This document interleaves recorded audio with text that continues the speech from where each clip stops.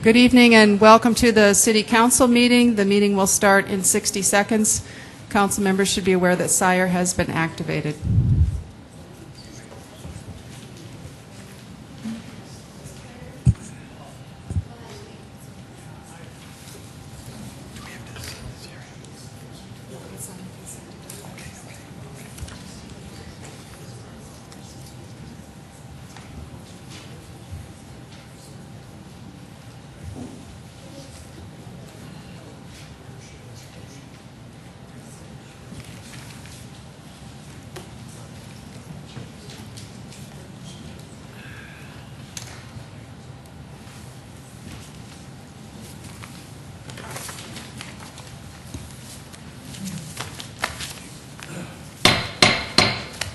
Well, hearty good evening to everyone and welcome to tonight's City Council meeting. So glad to have you here. Today is Monday, May 9th, and this is your City Council. We would like to start tonight's meeting by just identifying which City Council members are here. Council members Karski, Yes. Rolfing, Here. Aguilar, Here. Anderson, Here. Brown, Here. Entenmann, Here. Erpenbach, Here. Jameson. Thank you very much. We have 7 City Councilors here tonight. That's enough to conduct the city's business. We'd like to start tonight's meeting, as we always do, with an invocation. And we're blessed tonight to have Pastor Phil Wiseman of the Ransom Church here. After Pastor Phil gives the invocation, we'd ask you to remain standing, and then we'll do the Pledge of Allegiance. Pastor Phil.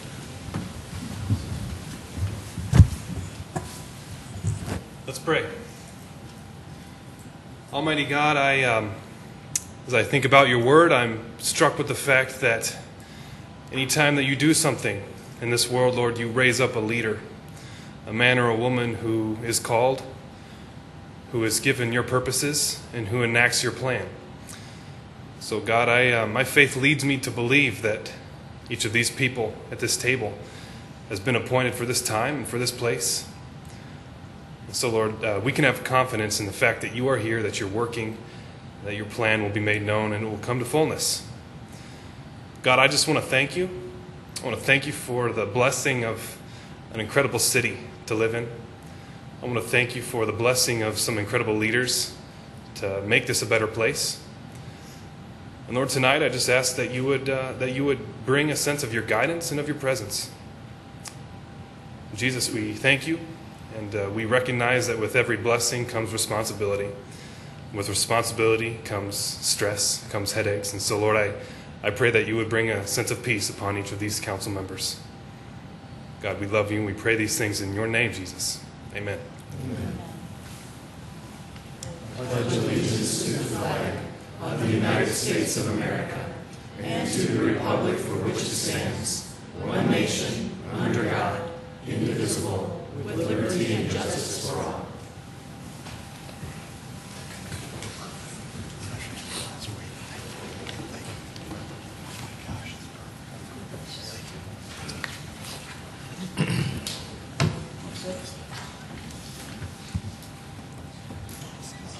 Well, thank you very much. To start off tonight's meeting, I did want to recognize 4 young men. They're from Boy Scout Troop 16 here in Sioux Falls, sponsored by Messiah New Hope Lutheran Church. I had the opportunity to engage these young men, or they engaged me, with a variety of questions prior to tonight's meeting. And young men, if you wouldn't mind standing along with the adults who are here with you tonight, we'd appreciate it. Thanks for coming.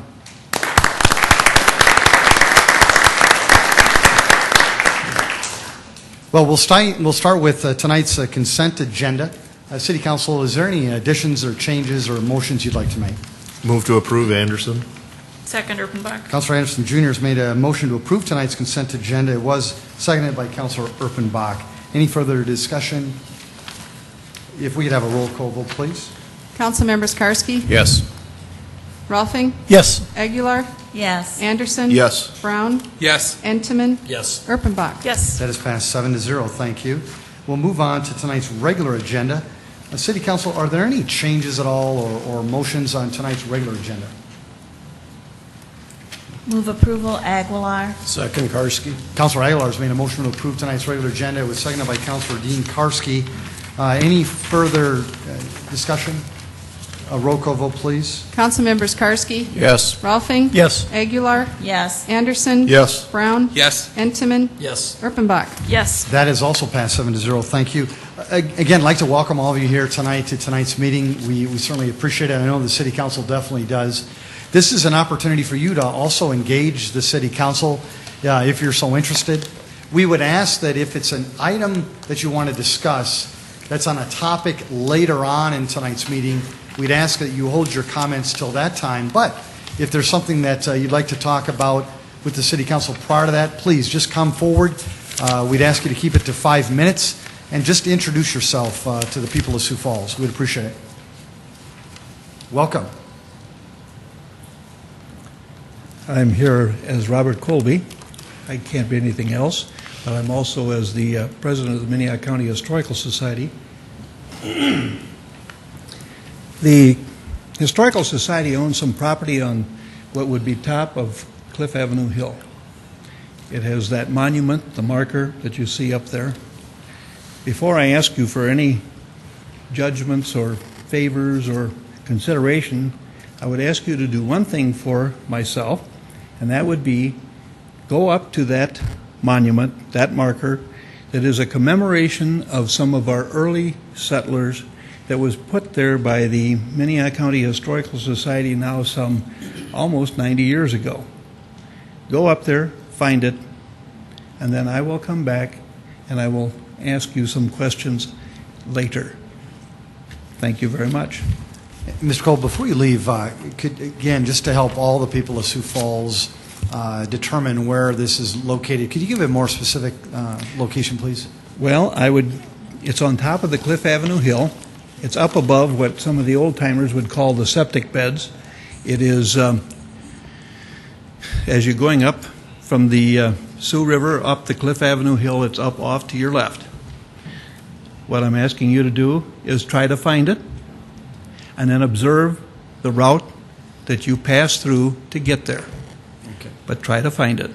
And Mr. Colby, I do need to also let you know that if you do come back to the City Council, and we'd urge you to do that, that the format is such where it's not a Q&A session. So if there are specific questions that you want to ask, if you want to forward those to me or to any of the city councilors, they can do their best then to forward it on to them as well. But I will do that. Thank you. I think this is one of those things that I think the people need to have a chance to take a look at, because for me to ask the questions I would like, for you to not have the information that I'm going to direct my questions toward would not be appropriate.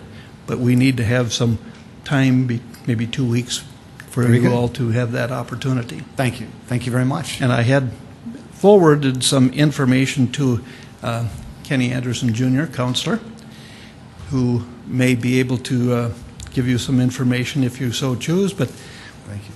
we need to start from somewhere, and we have just done so. Thank you so much. Thank you. Welcome.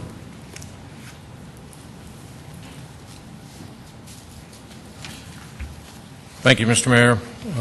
Esteemed council members, my name is Mike Sullivan, Executive Director of the Sioux Falls Sports Authority, and I can tell the item I'm here to talk about is not on the agenda because there's no TV cameras and empty seats all over the place, so you know it's not on the agenda. I come to you tonight, and I think you have a letter in front of all of you to let you know where the Sports Authority Board stands on the item of the event center. When I came here 4 years ago, I was kind of astounded by the fact that the arena that we had was the same one we had when I was in high school. I didn't go to high school here, although I was born here.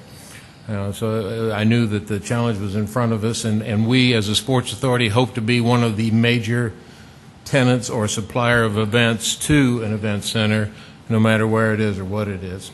But if I may now, let me read this letter to you. Dear council members, this is to inform the City Council that the Sioux Falls Sports Authority is in full support of moving the Event Center project forward with minimal delay and support for Mayor Huther's recommendation at the present arena site as the site for the facility. We implore the citizens of Sioux Falls to come together as one and do what is right for our community. The quality of life and pride we take in our city will never be higher than when we open the doors to a new and modern event center. We all look forward to that day. I've said this before. I believe the citizens of Sioux Falls deserve a new event center.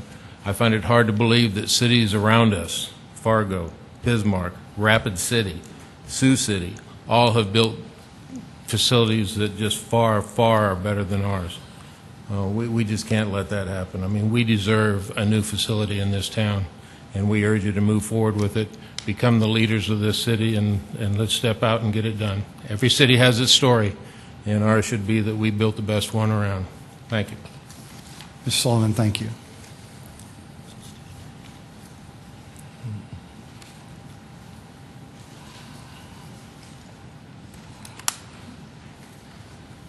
Welcome.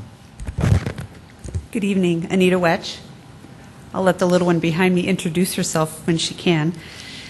I am here tonight just to really clarify a few things from some of our previous discussion. Mayor, in your recommendation, you stated that downtown had quite a bit going for it, and there was one item or fact that you said that I wanted to clarify. Indeed, $400 to $500 million worth of construction was discussed and presented to AECOM for the downtown community, but I wanted to clarify the context that was put forward with is that those projects really would be stimulated by the event center being downtown, and the discussion was basically that it would accelerate those projects into a 10-year effort versus a 30-year effort. So I just wanted to clarify that so that everybody understood that's really what that $400 and $500 million downtown discussion was about. The second thing, and I've talked to a few of you individually, is that I really believe that the economic impact study, a one-year study, 2016, if you're looking to bond this over 10 years or 20 years, you really need to complement that financial cycle with your economic impact study. And specifically, if you look at some of the property tax impacts over some of that downtown construction, like we talked about, you look at that in a true cycle, a life cycle matched up to the financing of the project, probably is more appropriate for what you're doing. And then I know there's been a lot of conversation about the 34 nights, 7 nights convention center discussion, and I just want to encourage you to answer the questions that are being asked in an open forum, not press releases, not closed communication. We're not really getting answers to those questions or the ability to interface question and answer, voice to voice, person to person on those. So I would encourage you to do that. And then I believe Molly has something that she wants to say. You have to introduce yourself first. Your name. My name is Molly, and she's my mom, and I heard that you guys were thinking of closing down a softball park, and I wanted to say that some kids don't have many places to play softball, so if you could think about not shutting the place down, that would be great. Unsolicited by her mother, just observed in conversation for your consideration this evening. Thank you very much. Thanks, Molly, and thanks, Anita. Appreciate it. Is there anyone else who'd like to speak to the City Council tonight? Very good. Oh, sir? Sir, right after Mr. Stang was done, please come forward. We'd love to hear from you. What are we doing tonight? Tim Good. Stanga. Thanks, Tim. There's about 3 issues that I've been hearing just around town. One, this $3.8 million we got left over from tax money. People would like to see that the roads get taken care of, and then the money that's left over, then let's make a decision on what we do with the money. People just want to see the roads to where they're drivable. The next issue is we hired somebody for naming rights, and a lot of people ask the question, once this person comes out with a naming rights stating that we can get $10 or $15 million, who are we going to hire next to write up the contracts or whatnot? That's what that's what in people's minds is, where does the money stop before we start voting on anything? And I mean, that's a big concern for people, is all they're doing is seeing money being spent out and nothing being done with the money. And the other question is how much extra time between the city government and the mayor's office is being spent on the event center that should be spent on other things that is being done on the city or is being put aside. And I mean, that's the main concerns of the people, and that's what I'm going to do is voice their names. Good job, Mr. Tinga. Thank you, as always, for being here. Sir, welcome.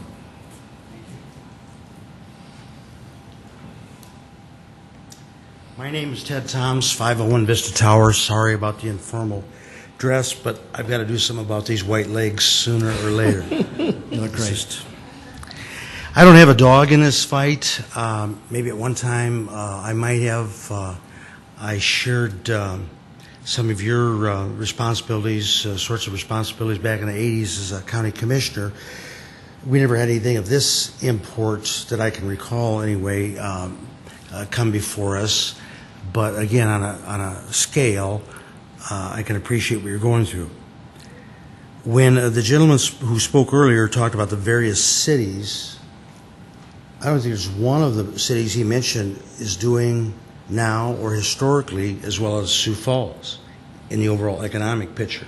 So maybe an event center is not the key thing. However, I, being in the real estate business, am prone to see that sort of development. I think it's just good for the overall attraction of the community. I do think you're going to have a hell of a time getting this passed by the citizenry. I'm pro downtown, but even so, I think you'll have a hell of a time if it's in this economic climatic real estate depression period, unless you get someone like one of the, let's say, major motorcycle dealerships to make a huge lead gift to get this thing going. So I hope you're taking that into account. I'm sure you are. But otherwise, I think you're in for a horribly rude surprise if you think that the mindset of the citizenry is to pass this thing. The gentleman before me spoke about certain basics, and you may not see it, you may not be out there. I can't say that I'm, I'm out in the trenches every day. But I think the guy that is going to be very reluctant to go along with this deal unless there's some magic put into it in terms of the best interests of the economics of the community, the blue-collar worker, and certain other groups that have a vested interest who would rather have more of this than, or less of that than more of the basics. It could be the old Democrat coming out in me, but that's just my thought. I'm actually here for you to give me a cheap liquor license. We'll talk about that later. Thank you. Very good, Ms. Toms. Thank you so much. Folks, is there anyone else who'd like to speak to the City Council? Yes, welcome. It's like City Council daycare tonight. It's all right. Thanks for, my name is Andy Traub. This is Samuel. Want to say hi? Good job. I appreciate the comments of some earlier folks, and I was thinking today about the economic impact of an event center. And I moved here from Indiana, and one of the things that really stunned me when I moved here and frankly saddened me is the amount of casinos we have in our town. And, at least once a week there's, shocking, there's another casino got robbed. They're just easy places to hit. And I'm not here to be anti-casino, but I wondered, and I've asked people who live here a long time, why do we have them? What is the draw to blanket our city with casinos? And the answer is we're addicted. And we're not actually addicted to gambling. We're addicted to the income from the gambling. And I think that's a lesson to be learned for anyone that wants to build something or to fund something, whether it be schools or roads, which I agree are not so hot right now. I think there's a lesson to be learned that even if the thing that funds, brings so much funds is evil, is not good for our community, people will vote for it. And I don't think the event center is evil. I actually think it could be a wonderful thing. And my connection is I think we need to be able to communicate how is this going to go. I mean, 67% of the taxes of that usually go to schools. So if it increases property taxes or it brings in more property tax, then how's that going to benefit the schools? Because we can't get rid of lottery in this town because people are gambling, because people are addicted to the taxes it brings in. And so my point is simple, that we need to be able to communicate to people who care about schools, this is how it's going to help the schools, whether it's downtown or anywhere else. And how is this going to affect, like the other gentleman said, the blue collar, no pun intended, but the blue collar worker? How is it going to affect my taxes? I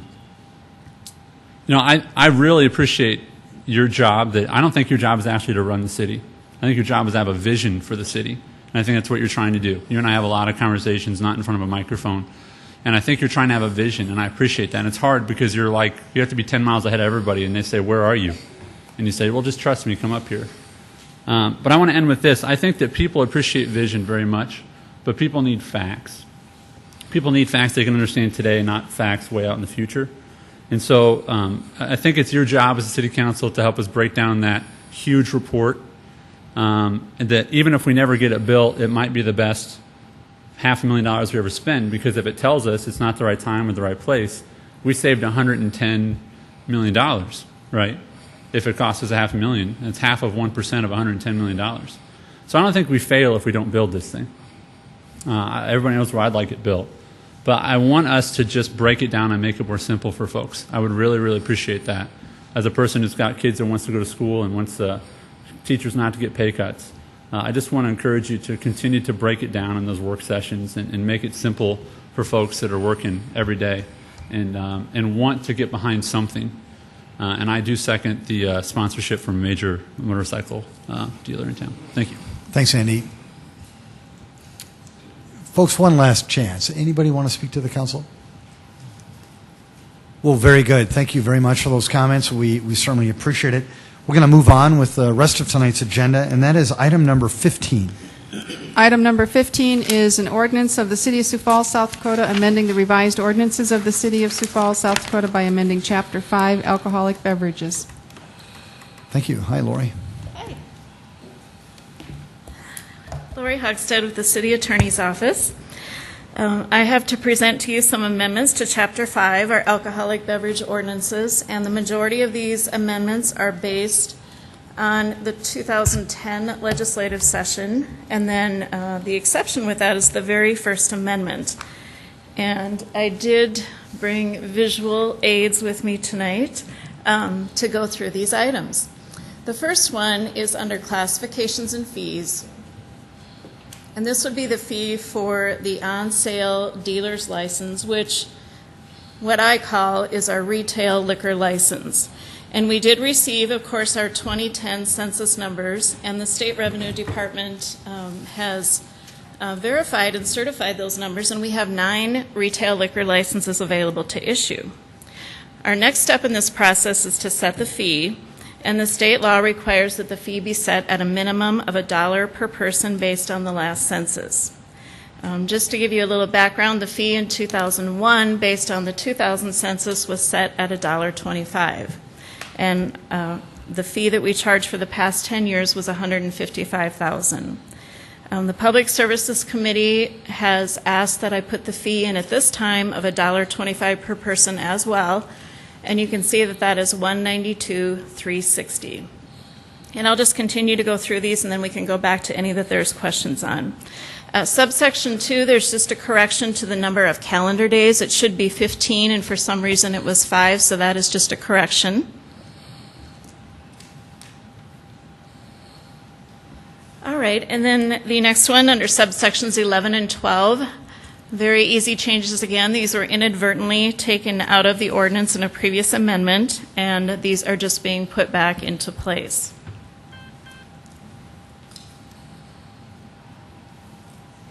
All right, the next set of changes are in regard to our official list of issuing the retail liquor licenses. This official list procedure was based in 2006, and this is when it was adopted. And we've had some changes since that time. One of those changes is that we no longer require a conditional use permit for all retail on-sale licenses. So that procedural change is addressed in this section. In addition, there is a time frame if an individual or business does need to apply for a conditional use in which that needs to be done. However, there was never in this ordinance a time frame for when they need to come in and pay and apply for the license. And that's turned out to be pretty important because we do have, 3 sitting out there right now that have not been paid for, that have been accepted. One is involved in litigation, so that one we understand. But there are 2 that are sitting out there right now that, if we had this in place, would have been paid for or passed on to someone else that could have used them. So this change additionally does put a timetable on when the applicant needs to come in and pay for the rest of their license. And by the rest of it, they put down a $1,500 non-refundable deposit, and that is applied toward the license fee. All right, the next section, 5-8.1, is entitled Restrictions on Issuance of Malt Beverage and Wine Dealers. And that section, although when you read it, it's not entirely clear, but that was tied directly to smoking legislation, which was adopted by the legislature in 2002. And at that time, the smoking regulations read that you had to have some type of an on-sale alcohol license in order to have smoking in your establishment. And when that law took effect, we had 9 businesses that came before the council, and they all requested either a beer or wine or both licenses so that they could have smoking in their establishments. Since smoking is no longer allowed, we no longer need this section in our ordinance. So that's the change. And then also in subsection C, it references a certain section of the state law, and that also was changed and moved in 2010, and I put the correct subsection in there. And then, thank you, Dave. Last but not least, we have section 5-13, and this section would give our on-sale establishments, the retail liquor establishments, the authority, if approved, to sell alcohol on Memorial Day from 7 a.m. to 2 a.m. Currently, if you have a full-service retail liquor license, you can be open. You just cannot sell any alcohol, not beer, wine, or spirits. And this would allow those businesses to be on the same playing field as the beer establishments or wine establishments that can be open and sell on that particular day. And then 5-16 is very similar, but it applies to the off-sale dealers, which would be packaged liquor stores, such as the freestanding stores or some of the grocery stores that sell liquor.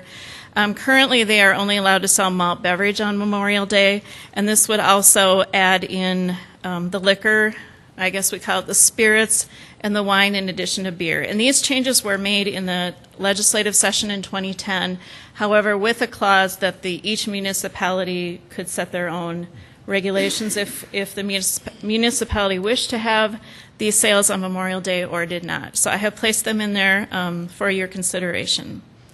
And I would be happy to answer questions on any of these items. Thank you. And folks, this is a first reading, so you don't have the opportunity to speak tonight, but we would urge you to come back for the second reading. However, Council, any questions or comments? Yes, Councilor Karski. Sure. Thank you very much. Question. The last time we adjusted the rate was at the last decennial in 2001. Do we have to wait 10 years to adjust that rate? That's a good question. I will have to look at that. I believe we do, but that's something that I can research, and Dave doesn't think so. Okay. We'll have to take a look at that and can have the answer for you before the next reading. Councilor Brown? Lori, I remember a few years ago us taking a look at that, so I don't think that it has to go on the every 10 years. I think we can change it by ordinance anytime we wish. Well, Lori, if you wouldn't mind following up on that. I will. I'll for the second follow up reading. and look at that for sure. Nice job. Thank you. Yes, Councilor Karski. Follow up to that on the $1,500 annual fee. Is that to the state? Is that to the city? Well, the full liquor licenses, the renewal fee goes to the city. Beer is divided in half. We keep half, the state receives half. But the liquor renewal fee, and it can range anywhere from $15.45 up to $22.45, depending on if they have Sunday sales, if they have video lottery machines, how many video lottery machines, etc. But that revenue all stays with the city. Okay. And is there room for us to adjust that if we want to? No, that is set by state law, what the fee needs to be for whatever class of municipality you may be. Okay.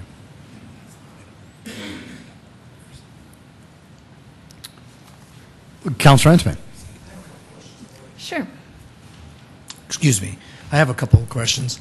One of them was, I would like, if you could please, if you could find out how many liquor licenses we do have in the city of Sioux Falls. I'd like to get that information. And then let me understand this fee. The current fee is set at $155. If we were to leave it at $125, it would raise it up to $192,360. If we were to leave it based on the population, we could set it as low as $153. But with that being said, you don't have to use those parameters. You can just say, hey, we're currently at 155. Let's leave it at 155. Can we say that? We could say that. We just could not go lower than $153,888. Okay. How many applications do you have in currently that are sitting in the hopper, so to speak, that are looking for? Well, I don't have applications per se, but I do have an official list, and I don't take in applications until they've been offered a license. Okay. But I do have 13 names on the list, and then last week I did receive a call, and I have someone interested in two licenses. I have not received their paperwork or their deposit, but I do have 13 on the list. Great. Thank you. Councilor Buck. Question for City Attorney Fifley. Just recently, the city of Brookings was required by was it the Supreme Court or Circuit Court? Supreme Court decided that they had to charge market rate, not the $1.25 per person that they wanted to charge. Can you kind of make that more legal sounding than that? I read 2 inches in the newspaper, if you wouldn't mind. Mr. Fifley? Well, thank you, Mayor. Councilor Erpenbach, that Brookings decision is unique to the city of Brookings. They're what's called a local option community as far as liquor licenses go, where the community of Brookings has the one liquor license, and then they enter into operating agreements to allow other establishments to sell alcohol. Whereas for us in Sioux Falls, we're not a local option community. We have a pattern or practice from 2003 to 2008 that shows some liquor sales, so that's what we can base our figure on. Then one more question, Mayor. Yeah. Lori, can you talk about that pattern? Do you know about what they sell for on the open market? If I have a liquor license and I'm closing down and I'm going to sell it? Sure. I mean, it depends on the time. If we have no licenses available, of course, they go for much higher. And we did obtain documentation from the businesses as required by state law that sold between the dates of January 1 of 03 to December 31 of 08. And we had to take the last license sold, and that was sold for $260,000. And that set the fee for the restaurant retail liquor license. To the best of my knowledge, those fees, those sales over that time period ranged between $150,000 up to $300,000 was about the average. And currently, I hear often from customers what they may buy them for, sell them for, but there's nothing documented, and they're not required to notify me or the city council or the mayor or anyone as far as what they pay for those. They just let me know that they have in fact bought a license, and then we go through all the paperwork that they need to do. Good, thank you. Lori? Councilor Mayor, Entman. excuse me. Yes, no, that's fine. Go right ahead, sir. Question, on the restaurant license, when that was set at that $265,000, is that what you said? $260,000. $260,000, Right. and that was to allow restaurants in our community to come in and buy a special operating license. How many of those did we issue? None. How many have been issued in the state? In the state, I checked on Friday, and 2 have been sold in the entire state, and those were to very small communities. I honestly don't receive very many requests, very few requests on those. Mr. Mayor. Councilor Brown. Is it not true, Lori? I'm sorry. Councilor Urbanbach. I'm just like, I want to ask this question. Isn't it true, Lori? I'm sorry. Isn't it true, though, that the full-service restaurant license, I'm not saying that right either, but that is set not by city ordinance, but by state law. Is that correct? That is set by state law, and then we in turn adopted those laws into our city ordinances. But that's correct. That we did not have an option as far as what to set that fee at. That is correct. Thank you. Councilor Brown. And to follow up on Councilor Erpenbach's, that license for restaurants is very limited. So what restaurant in the state would come in to pay full price for a license that is limited less than a full liquor license? That demonstrates the control that the liquor industry has on our South Dakota legislature. Yes, Councilor Anderson Jr. Lori,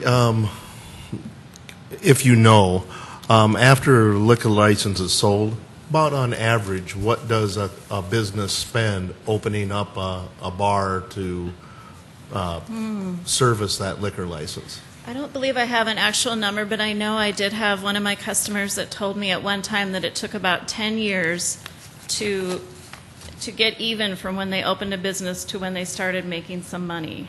And that was just one of my customers that mentioned a 10-year time period. City Council, is there anyone who would like to set a hearing date and second reading for the City Council meeting on Monday, May 16th at 7 p.m. for item 15? So move, Intamin. Second, Anderson. Councilor Edmonds made that motion. It was seconded by Councilor Anderson Jr.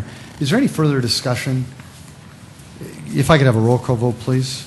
Councilmembers Karski? Yes. Rolfing? Yes. Aguilar? Yes. Anderson? Yes. Brown? Yes. Entenmann? Yes. Erpenbach? Yes. That is passed 7-0. Item 16.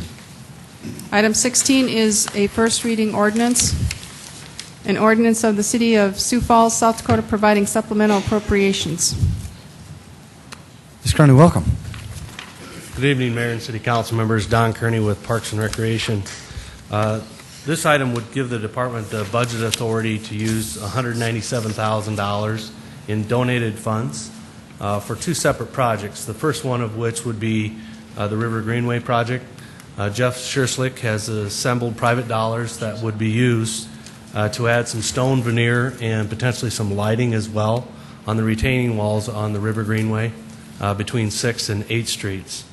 This work was originally bid as an add alternate to our River Greenway project Phase 1, but was not awarded as part of that base bid. The total cost would be $157,000, and certainly will add to the quality of the project between 6th and 8th Street. And certainly want to thank Mr. Schurslick and his partners for coming up with those dollars. And then the second project would be a new paver directory for Veterans Memorial Park. If you guys will remember, when that park was originally created, one of the fundraising mechanisms we used was to sell pavers of various sizes for the park and would be installed in the park. Well, when we had a couple hundred of those, it was pretty easy to find your paver. Now that we've sold over 1,500 of those pavers, we're finding that it's very difficult to find your paver if you've not been out there before or have trouble or can't remember. And so the feedback the board, Veterans Memorial Park Advisory Board, has had is that they'd really like to see a paver directory of some type being put out there, and they're willing to commit the funds to do that in the amount of $40,000. And so that would also give us the authority to go ahead and get that project done as well. And then finally, this supplemental appropriation ordinance would also acknowledge that, as proposed, we would use the entire balance in the Big Sioux River Environmental Trust Fund, which is also item 18 on your agenda that we'll talk a little bit more about when that comes up. So with that, I'd be glad to answer any questions. And folks, this is, again, a first reading.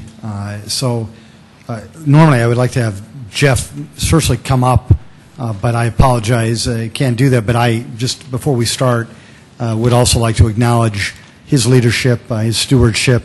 Again, folks, these are private dollars, not public dollars that we're looking to get the authorization on. That doesn't happen every day, that you have a citizen who's willing to go raise $150,000 for their community. So at the second reading, we'll certainly have more opportunity to acknowledge Jeff and his team.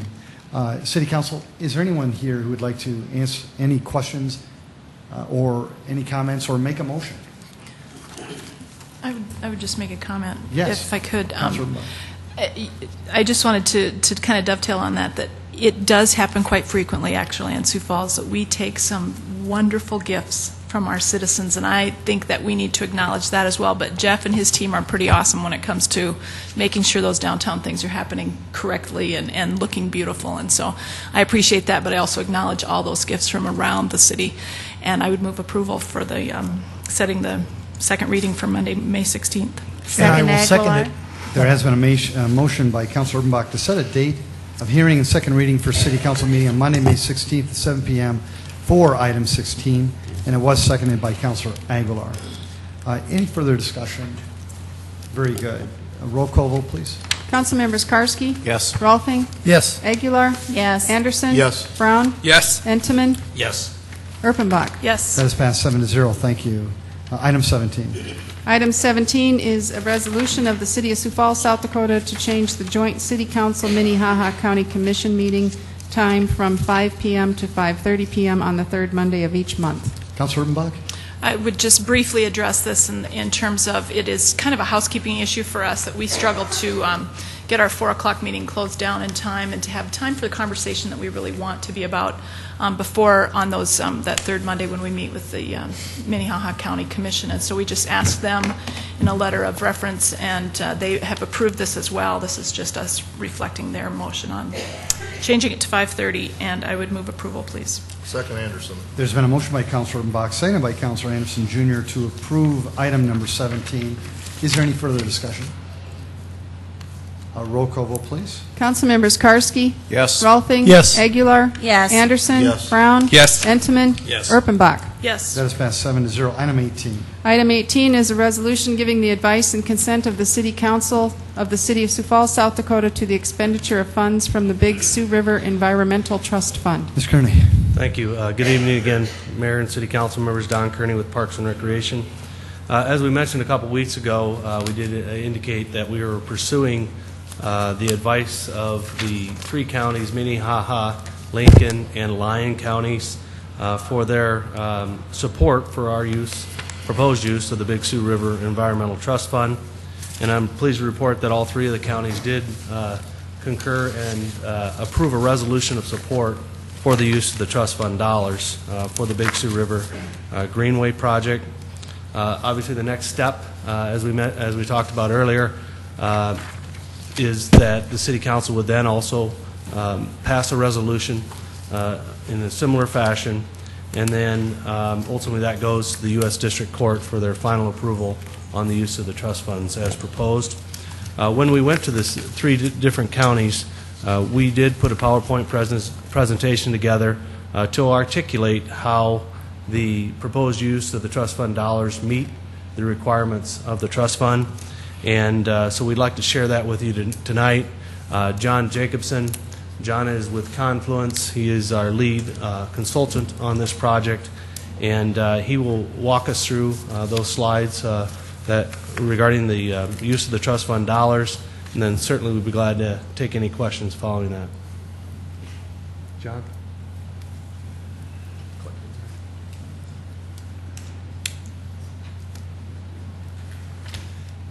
Good evening, councilors. John Jacobson with Confluence.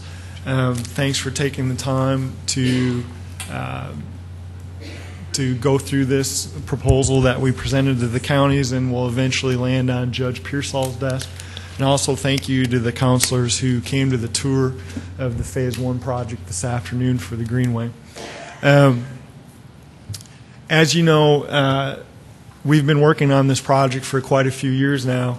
There's a lot of red tape that goes along with the construction of a project like this, years worth of red tape, but essentially the planning began in earnest in 2004 when the downtown and the overall Greenway master plan was completed and approved by the City Council. And then so we began the more detailed design of the first phase of the plans once the quality of life bond was approved by City Council in 2009, of which $5 million goes towards this particular project. The Big Sioux River Trust Fund was established under court order for penalties for the Morels Company and some wastewater discharge problems that they had. At the time it was established, it was about $1 million. Since then, it has gained just about another $1 million in interest and is at about $2 million. Ultimately, by city ordinance and court order, the mayor of Sioux Falls is the trustee of that. And as Don mentioned, we've had to go through to 3 different counties throughout our area and show them what we're using the trust fund dollars for. So what I want to do is just take a moment to kind of give you some background on where all this is headed. Of course, the park commissioners in the 1920s realized what an important asset the river running through Sioux Falls is. It doesn't take a rocket scientist to realize that it's quite an attractive place, especially at the falls. If you picture the falls and all the exposed quartzite that is there right now, that runs through our entire downtown and is exposed throughout our river area, which gives it a very unique, almost specifically unique to Sioux Falls, because that quartzite only happens in a small area. Unfortunately, obviously, at the time, water was an important source of power, so a lot of Sioux Falls' industrial uses were developed along the river. And through the course of change, after World War II, the bulk of downtown at that time was all railroad switching yards. Over the last 60 years, as our economy has changed and as transportation needs has changed, a lot of that area kind of began to be redeveloped into secondary uses and even continues today with the redevelopment of places like Sharapa Place and the demolition of the Zip Feed Tower and the new development project for CNA. Downtown Greenway planning in our community really began in earnest in 1975. At the time, Mayor Noby and the City Council approved the Greenway plan that established a 20-mile loop throughout our main river corridor at that time. And it has taken our community almost 30 years to get that completed. That final loop, that last portion of the loop, was completed in 2007, which really shows you, one, how once our community has a really good idea, it may take us a while to get it done, but we stick to our guns and we get it done. And so that's essentially established what we know of today. And then the 2004 plan that was developed with public input looked at the entire river corridor and also an expansion of it into places like Great Bear and out to different communities like T and Brandon and those places, essentially to expand a good thing. But one of the other things that it did was it started to look at the downtown in more detail as well. So in 2006, Downtown Sioux Falls, in conjunction with Forward Sioux Falls, sponsored some money to begin to develop the downtown greenway in more details, and that's essentially the impetus of where we're at today. After about 3 years of permitting approvals, of working with FEMA, the South Dakota Department of Natural Resources, the U.S. Fish and Wildlife Services, and other places, we've kind of gotten to where we are at. So the bulk of our design work up to this point is focused kind of on 10 main requested downtown greenway uses, which were all developed in the public meetings in conjunction with the 2004 plan. Once we began more detailed planning in 2006, we also had additional meetings. So finally, once FEMA gave us their approval, we began construction in December of last year. Our current Phase 1 project, as I mentioned, is about $5 million. We hope to have it completed in October of this year. It'll run all the way along the east side of the river from 6th Street to 8th Street, and also we are looking at reconstructing a portion of the west side of the River Greenway in front of River Towers Apartments. So it'll go from kind of the mid-block at 7th Street along the west side down to 8th Street as well. Just an overview of our plan. All the planning approvals we got from a hydrology point of view with FEMA go from Falls Park down to Faywick Park. As I mentioned, our first phase there, essentially we wanted to do it in conjunction with redevelopment projects. Obviously, Sharapa Place redevelopment was a large impetus for this. And right now, we kind of potentially have what we're terming phase one, but really breaking it out into two portions. As Don mentioned, we had a number of ad alternates as part of our project. We build those in to help us put flexibility into the construction of a project, just because construction materials at this point in our economy are very volatile. Plus, we're working, frankly, in a very, very hard area to work at, and so you're never quite sure what we're going to get for pricing. This shows an overview of the primary plaza and pedestrian area in front of Sharapa Place. Essentially, our construction will involve a new plaza, amphitheater, steps that lead down to a river, a new 16-foot wide pathway that runs along the entire along the entire river edge. It'll construct new rampways, steps, and connections up to the streets that don't exist today, and we'll also build them within accessibility codes. This is just a shot down at the south end by 8th Street and the hotel. So essentially, where this ties into the Big Sioux River Trust Fund is the trust fund specifically states a number of items of which these dollars have to go through or have to go towards. And so I'm going to run through those just so you can relate it to our current projects. This first one shows, just because of our past industrial uses, we have a number of railroad bridge crossings that were built throughout the last 100 years.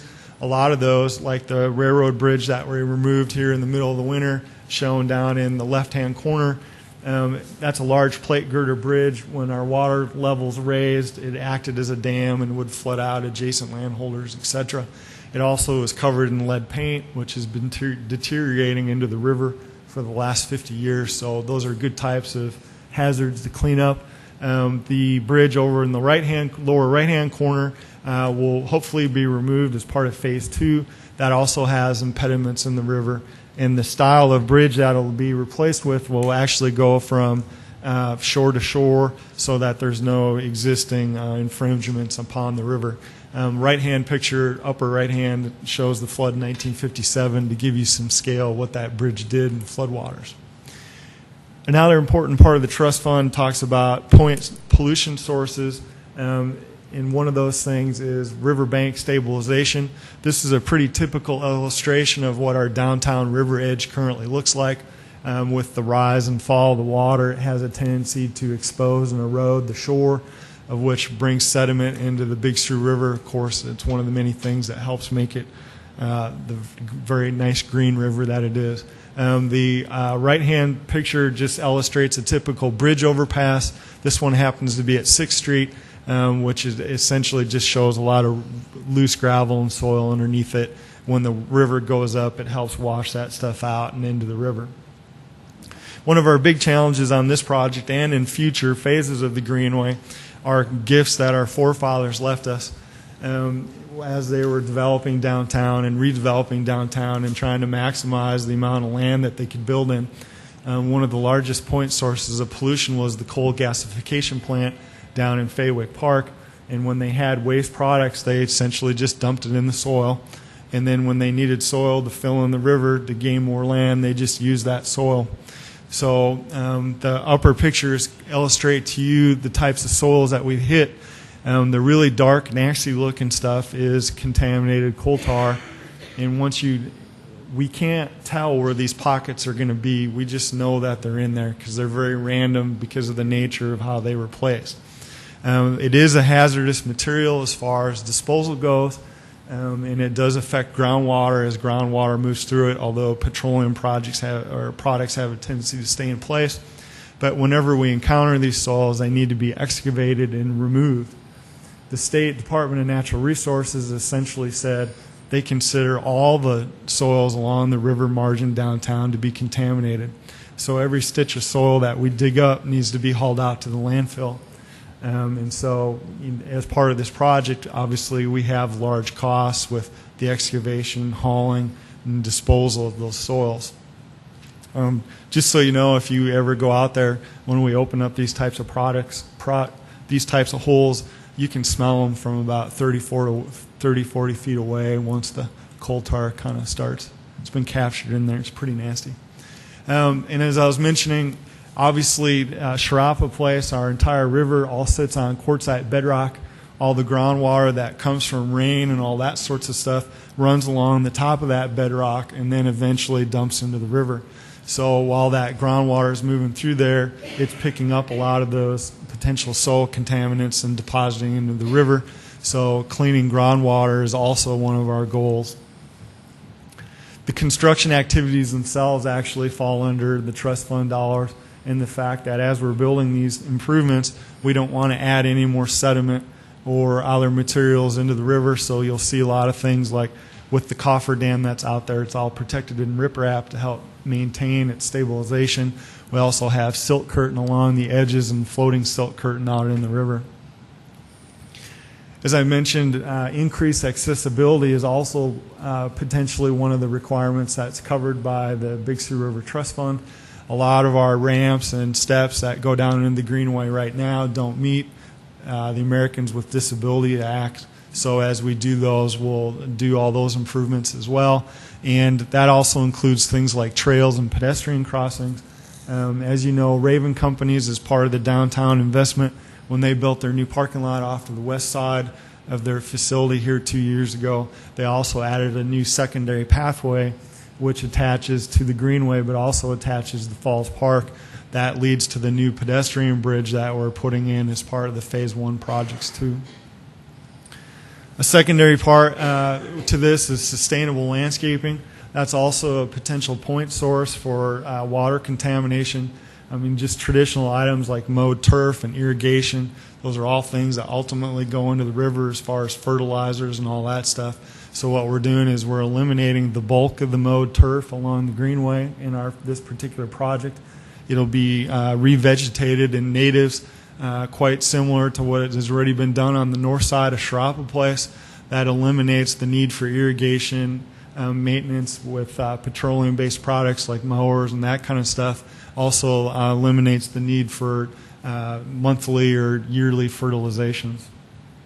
And then lastly, education is an important element of the Big Sioux River Trust Fund. In our primary plaza area that's being constructed right now, there's a number of stone piers and light kiosks.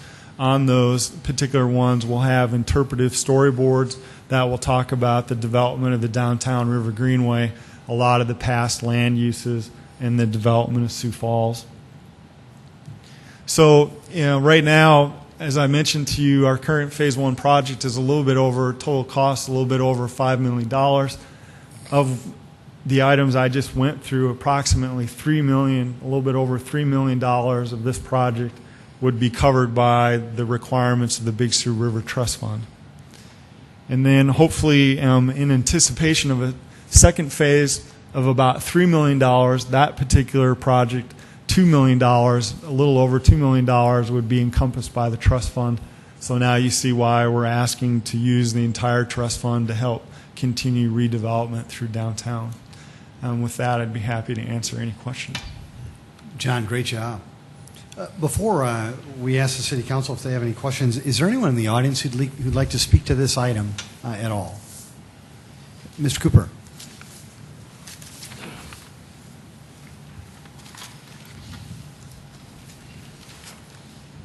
Thank you, Mayor and Council. Mike Cooper, Planning and Building Services. Just wanted to be part of the team presentation tonight. As we presented this proposal to the three counties, I thought it was important for them and for the public to know that the city has committed for quite some time to not only trying to improve the use of the Big Sioux River, but also the water quality. And just kind of going through a real quick timeline of some projects since 1996 when this fund was initially established. Of course, John Morrell invested substantially in upgrading their wastewater treatment facility.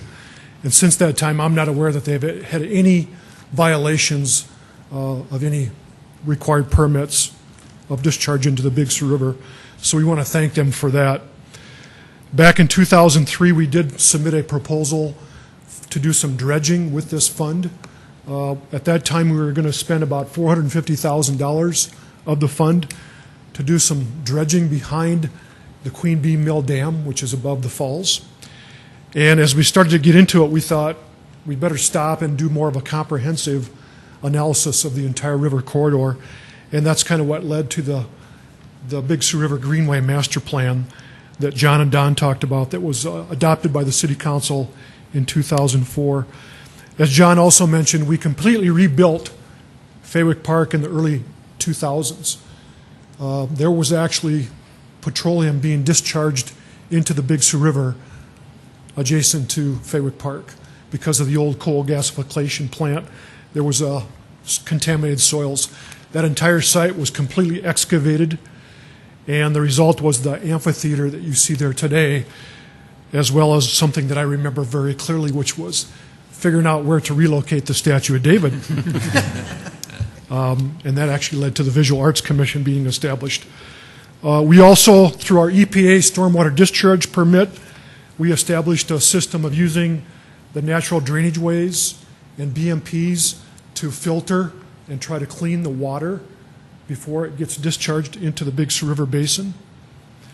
We've done some selective shoreline stabilization projects over the years, including sections of Skunk Creek that have been subject to substantial erosion. We've gone in and done some selective riprapping to not only stabilize the shoreline, but again to help reduce the amount of sediment that eventually gets discharged into the Big Sioux River. Through our flood control project, we are now doing some channel dredging along that west side channel.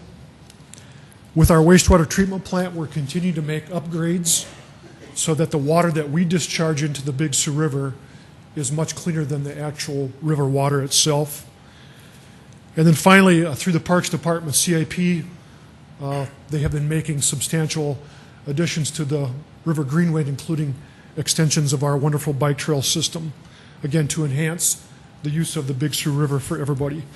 And finally, as you heard Don and John talk about, we're here now to try to utilize these funds to continue with the downtown portion of the Big Sioux River Greenway. So we hope that you'll approve the use of these funds so that we can try to take that last step and continue on with a great project that this has been shown to be for the city of Sioux Falls. So thank you. Thanks, Mike.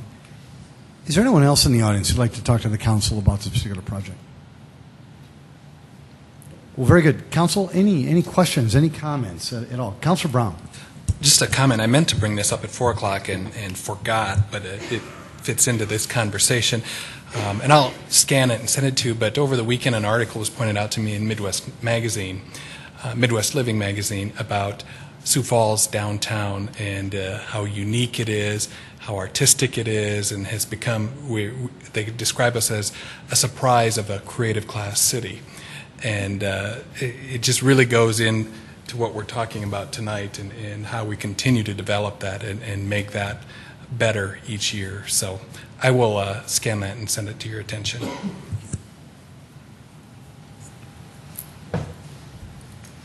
Don, would you mind, just for the people of Sioux Falls, help them understand, if this is approved tonight by the council, how far to the south are you projecting that this investment will take us? Yeah, I might defer that question to John. John, would you mind? Thank you. Because I think people are understanding the Sharapa Place location and Raven, but how much more farther to the south do you believe this will go? The money of the trust fund would be kind of a two-pronged deal. One, it would help cover some of our unanticipated costs of dealing with even more environmental reclamation issues that we had on the first phase. But the bulk of the fund would be used on a second phase that would go from 8th Street down to where the parking ramp is right now. So hopefully what we would do is go from 8th Street to the ramp once the ramp is removed, and then replace that existing railroad bridge with a new pedestrian bridge. We need to do some due diligence still as far as looking at environmental factors and those sorts of things, but that's our hope. So John, probably take us to the existing river ramp. That's correct. That's the goal. Yep. That's the goal. Yep. And then, and I apologize, Councilor Aguilar, I hope you don't mind. For us to move any further to the south, dumb question, that then we'll need either a great donor or we'll need more CIP dollars. Is that correct?